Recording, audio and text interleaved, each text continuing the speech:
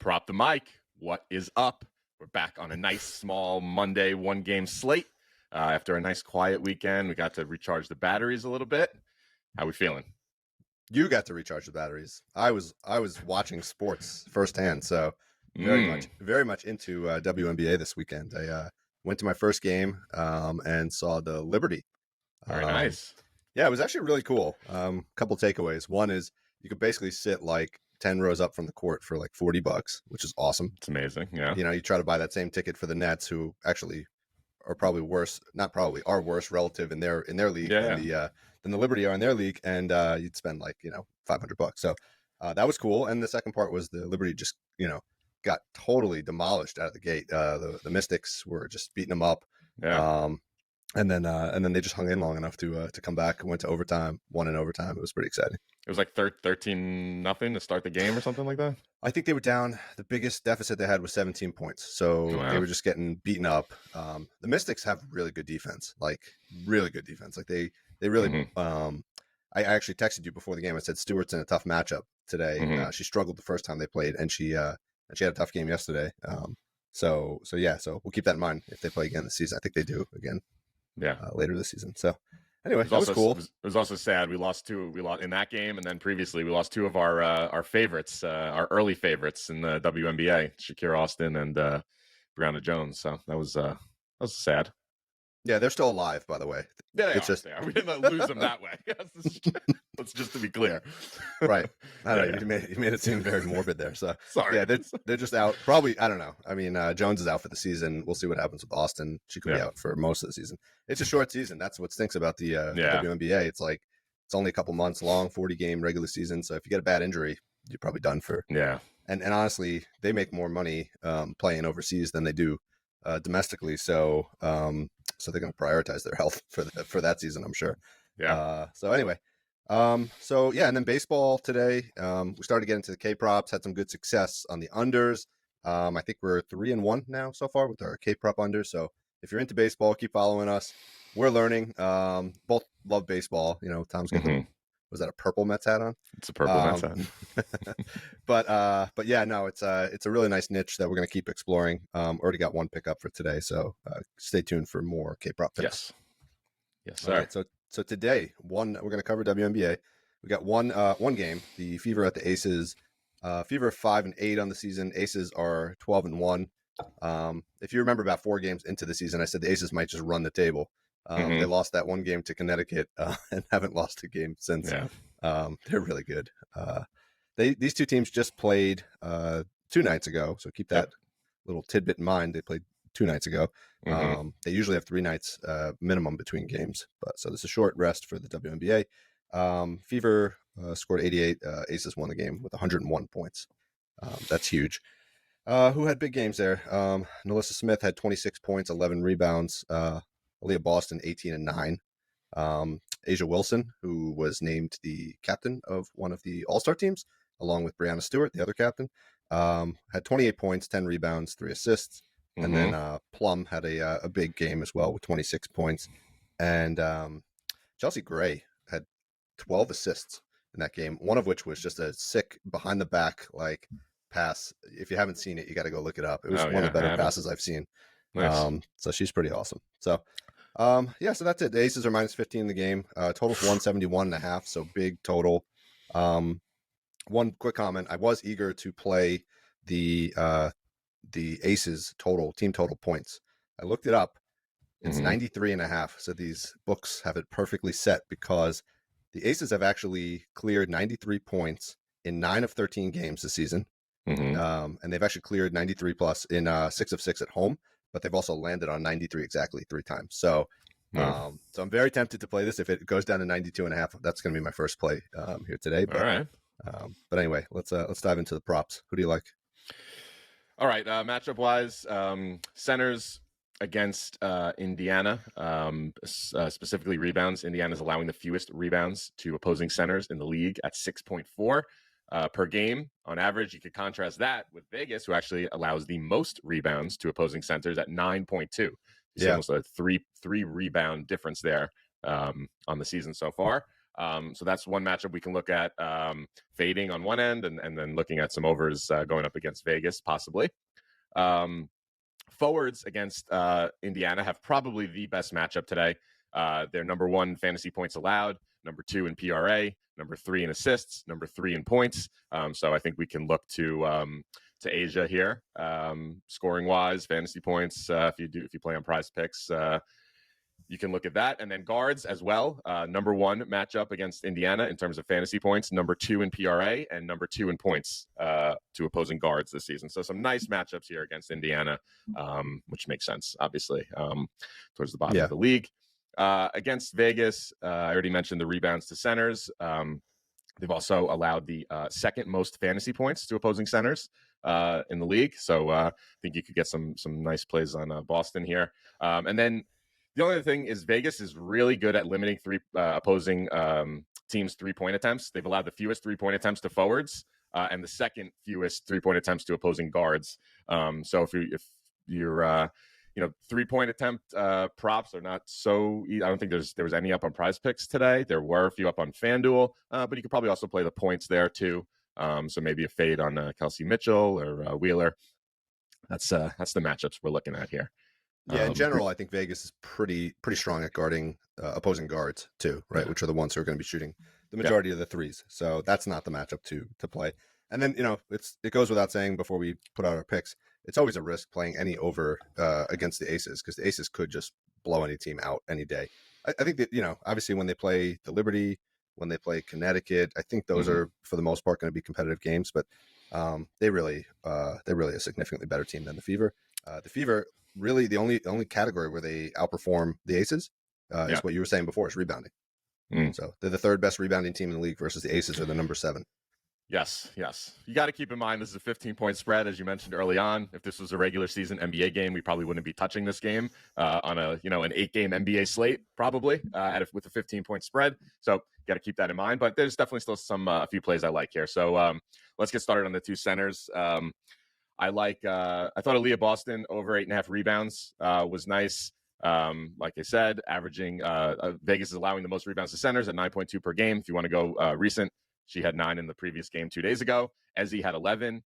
Prior to that, Brianna Jones, 2 games, one with 9, one with 10. Cheyenne Parker, 11. Jessica Shepard, 15. So lots of nice rebounding outputs against Vegas here. She's also done this in 4 of her last 5 road games with 9, 11, 8, 11, and 11. So clearing it by quite a large margin there. And 5 of her last 7 when she's played 30-plus minutes, which I believe she did in both prior games against Vegas. So maybe not the first game of the season when she was, I believe only the last game she played 30-plus, but that's kind of the nature of that. Was an early season game when they were just starting to ramp up minutes. So I think she probably gets there tonight. What do you think? Yeah, I was back. I really like her in this matchup. She was just picked for the All-Star team too. So this is, I think, her first game coming out of that. Obviously it's an away game, but I think there'll be a little extra excitement about that. I was just back and forth between her points and her rebounds, because I think they are both decent plays. I went with the rebounds as well because I don't remember her exact splits, but she ended with 18 points in that game, and I think she had 12 at halftime. So the Vegas in the first in the previous game did some sort of adjustment to kind of prevent her from scoring. So if they continue with whatever they changed, she might be under on the points. But I think the rebounds is pretty good at 8.5. Yeah, especially when you have on the other end, like you have the 2 opposite ends of the spectrum here. So to me, that's like the juicier play to go after here on the rebound. So that's what I like. Yeah, for sure. Okay. And then going on to the other side of the ball, I think fading Vegas centers here on rebounds is also a good spot. I think you could look at Asia, and you can also look at Candace Parker. Asia's rebound line is 10.5. She went under in both games against the Fever, but had 10 in both of those games. So she just squeaked under. Whereas Candace Parker, her rebound line is 5.5. So half of what Asia's is, but she also went under in both games, but had 5 and 2. She plays a lot less minutes than Asia does. So I would lean, of the 2, I would lean Parker. Especially in a blowout. I don't think she plays, she's not going to play more minutes. She'll play, if anything, she probably plays less minutes. So what do you think? Yeah. So first I'll say that I had Wilson over 9.5 rebounds, because you can get it at 9.5 at on FanDuel. But it is minus 158, so it's not really worth playing. But like you said, but I would also play under at 10.5. So I think that one's a pass. It's like her numbers changed dramatically, right at that 10 mark. So, Yeah. so I think that one's a pass. But my first play of the day that I wrote down was Candace Parker under 5.5 rebounds, minus 113. Let's see if I have anything else to add. I love the play. I think it's my favorite play. Yeah, she. Okay, yeah. So I mentioned at the start of this that they're coming off of 2 days rest, right? They basically haven't played on 2 days rest in a couple weeks. The last time they played on 2 days rest, I think she had a 3-game stretch where she played Indy. And put up 2. Then 2 days later, she played Connecticut, put up 3. Then 2 days later, she played Connecticut and put up 4. So that was really the only stretch of the season where they played consistently 2 games, 2 days in a row. Yep, so I think with a veteran like Parker, probably rest is important. Even though, like you said, she doesn't play huge minutes, 24, 25 minutes. But I think it's a really bad matchup. I think the one thing that the Fever do well is rebound. And they have 2 players, not just one, but they have 2 players who are really good at rebounding. In Alyssa Smith and Aaliyah Boston. So great play. I think she ends up with 4 to 5 rebounds tonight. I would jump on this one right now. All right. I love it. We're both locked in. We didn't discuss that one at all. Always fun. Yeah. All right. Who else do you have? I only had one other in this game, and that was going to Asia's points over on her points. It's 20.5.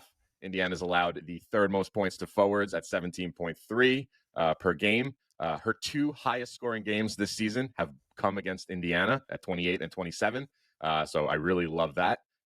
She's cleared in 5 of her last 6 when she's played 30 plus minutes. And in those 2 games against Indiana, she played 30 and 36. So I think we see a repeat here again. The matchup's just great. And it obviously shows in the, doesn't get better than seeing her 2 highest scoring outputs of the year against the team she's playing tonight. So let's ride with Asia. It gets a little bit better because they're going to start the game announcing her selection as the captain. So she's going to have a big home crowd. She's going to have a lot of excitement. She's 4 for 6 at home as well. I don't know if you said that one. And 5 for 7 when she plays 30 plus minutes. So really good stats. She's awesome. What you had this at 19.5? 20.5. Oh no, you can get it at 19.5 at minus 138 on FanDuel as well. Okay, nice. Yeah, it's on Prize Picks at 20.5. Yeah. So I like 19.5 better. Quite honestly, there's a couple games I think or at least one game where she got 20. She's also played twice this season. She's played an opponent back to back. Once was against the Sparks, where I think she had a 19-point game, followed it up by a 22 or 23-point game. Yeah. So in that time, she improved in the second matchup. The game against Connecticut, I think her scoring went down in the second game. So yeah, from 23 to 13. Yeah. Yeah. But again, Connecticut's that's a tough matchup. So let's not compare the Fever to Connecticut. So yes, I think that's my second favorite play in this game. I think she's just too much for them to handle. Yeah. Okay. Agreed. And then so that's all you had, right? Yep. I have one other scary one. And scary. Okay. This is scary because sweaty. You're talking about an under for a great offensive player, Kelsey Plum. Under even her points seemed a little high today, but I'm not going to touch that because, like you said, the Fever are really weak against the guard. But under assists, 4.5 assists. She's only 2 for 6 at home, and in the 2 games against Indy, she had 3 and 1, and she's 2 for 9 on the maybe the last 9 games or something like that. I don't know what that is. But yeah, she started the season out consistently getting 5 assists, 5 assists, 5 assists, 5 assists. I think she did that 4 games in a row. Since then, she really hasn't cleared this line very much. You're at 2 of her last 9 games under. Yeah, 2 of the last 9. So what do you think about that? I like it. It's not even just under, but under. She's only cleared in 2. Like it's just like I said, 2 of those last 9 games had 6 in the 2 overs, but 3s in basically every single other game, and a 1 and a 4 in there. So it's like we're not even seeing like 4s. We're seeing 3s. So at 4.5, what do you see it on FanDuel minus 130? I like that.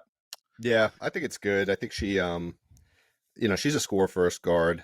The only thing that scares me a little bit is the one player that had a bad game on the Aces last game. Literally the only starter that had a bad game was Jackie Young. She scored, I think, 10 points. She still had 8 assists, so she was facilitating. So that's my only concern is they might try to get her back on track. And if Plum gives up the ball to Young, that could lead to some assists. But I think given the trend, I think that's a good one. So we'll go with Kelsey Plum under 4.5 assists. All right. I like it. One more question. We had a question on Twitter. I just want to throw this one your way for a live analysis. Chelsea Gray, 7.5 assists. What do you think about that? 7.5 assists. Let's see. I mean, recent trends would say stay away. We talking about an over? Over 7.5 assists. I mean, she had 12 Yeah. last game against the Fever, so that's what's. She had 12 last game against Fever, and the previous game against Fever, she had 7. So she almost got there. I don't know why that last game against Indiana, her minutes were up to 36, but the prior 5 games, she was down below 30 minutes a game. Not sure why. Do I like it here? I mean, recent history, I'd probably lean more towards yes than no, based on the 12 assists from the prior game. But yeah. Yeah, I couldn't. I mean, it looks like a slam dunk, but I couldn't find enough historical support to say play it, right? Mm-hmm. She's been pretty good recently, the last 4 games, I think, 4 or 5 games. But I don't know. I'm going to pass on that one. But yeah, so something that's just a quick, not a super, but dig here. But yeah, especially nothing I can wrap my arms around and really love. So let's stay away. All right, cool. So I think that does it. All right. Well, we'll figure out which of these we're gonna post up on Twitter, and we'll enjoy the game, and let's make some money.